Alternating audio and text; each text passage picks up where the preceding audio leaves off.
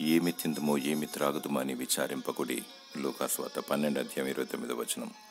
ఆత్మీయాహారం కోసం ప్రయాసపడుడి. మీ ప్రతి అవసరతను దేవుడు ఎరిగి ఉన్నాడు. మీ చింత యావత్తు ఆయన మీద వేయుడి. నిజంగా ఆహారం లేని వారు కలరు, దారిద్రతలో కుమ్ముడుతున్నారు. అధైర్యపడకూడదు. ఏలియాను కాకులచే ఆహారం ఇచ్చి పోషించిన దేవుడు, ఆకాశ పక్షులను పోషిస్తున్నవాడు నిన్ను ఉపవాసం ఉండనీయడు.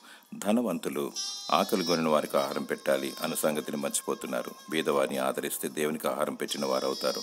ప్రభువైన యేసుక్రీస్తు, నేను ఆకలి కొంటిని, నేను దాహముతో ఉంటిని, నేను చెరసాల ఉంటిని, నేను రోగినే ఉంటిని, మీరు నన్ను ఆదరించలేదని అంటాడు. ఈ భూలోకంలో బీదవారికి సహాయం చేస్తే అది దేవునికి చేసినట్లు అవుతుంది. నిన్ను వల్ల నీ పొరుగు వారిని ప్రేమించు, బలహీనులను బలపరచు, చెరసాలు ఉన్నవారిని దర్శించు, రోగులను పరామర్శించు. దేవుడు నిన్ను బట్టి సంతోషిస్తాడు. దేవుడు నీకు ప్రతిఫలమిస్తాడు. ఆత్మీయ ఆహారము దయచేసి దేవుడు నిన్ను దీవించునుగాక. ఆమెన్.